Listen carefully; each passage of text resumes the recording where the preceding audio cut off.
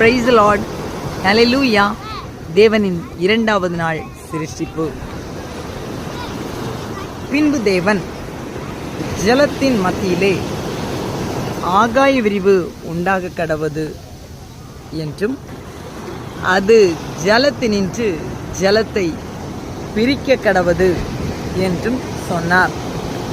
தேவன் ஆகாய விரிவை உண்டு பண்ணி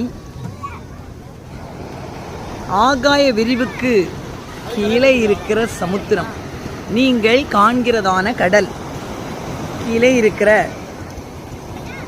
ஜலத்திற்கும் ஆகாய விரிவுக்கு மேலே இருக்கிற ஜலத்திற்கும் பிரிவு உண்டாக்கினார். அது அப்படியே ஆயிற்று. தேவன் ஆகாய விரிவுக்கு வானம் என்று பெயரிட்டார். கீழே இருக்கும் ஜலத்தை அவர் சமுத்திரம் என்றார். 8ஆம் வசனம் சொல்கிறது, தேவன் ஆகாய விரிவுக்கு வானம் என்று பெயரிட்டார். சாயங்காலமும் விடியற்காலமாகி 2ஆம் நாளாயிற்று. அல்லேலூயா. சாயங்காலமும் விடியற்காலமாகி 2ஆம் நாளாயிற்று.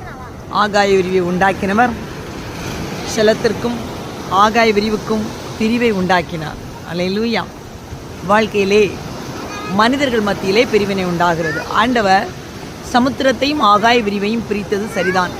ஆனால் மனித வாழ்க்கையில் மனிதர்கள் பிரிவினையின் ஆவிகளை சந்திக்கிறார்கள். ஆண்டவருடைய திட்டத்தை மீறி பிரிவினைகள் வரக்கூடாது. புருஷன் மனைவிக்குள் பிரிவினை, தாய் பிள்ளைகளுக்குள் பிரிவினை, மாமியார் மருமகளுக்குள் பிரிவினை, இப்படி வருகிறது. ஆண்டவர் இப்படிப்பட்ட பிரிவினைகளை விரும்புகிற தேவன் அல்ல. ஆண்டவர் சொல்லியது என்ன தெரியுமா? தண்ணீருக்கும் ஜலத்துக்கும் வித்தியாசம் அல்ல, ஆகாய விரிவுக்கும் தண்ணீருக்கும் வித்தியாசம், ஆகாய விரிவுக்கும் கடலுக்கும் வித்தியாசம். இப்படி உண்டு பண்ணார். இன்றைக்கு தேவன் உங்கள் வாழ்க்கையை ஒரு தெளிந்த நீரோட்டம் போல மாற்றுகிறார். பிரிவினையின் ஆவிகள் விலகுகிறது உங்கள் குடும்பங்களை விட்டு.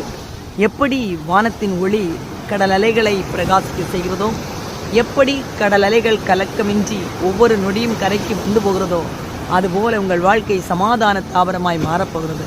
செபிப்போமா? எங்களை அதிகமாக நேசிக்கிற எங்கள் நல்ல பரிசுத்த பிதாவே, இந்த வார்த்தையை கேட்ட ஒவ்வொரு பிள்ளைகளுடைய வாழ்க்கையிலும் பிரிவினை நாவிகள் உடைந்து சமாதானத்தின் இயல்கைகள் விரிவடையட்டும்.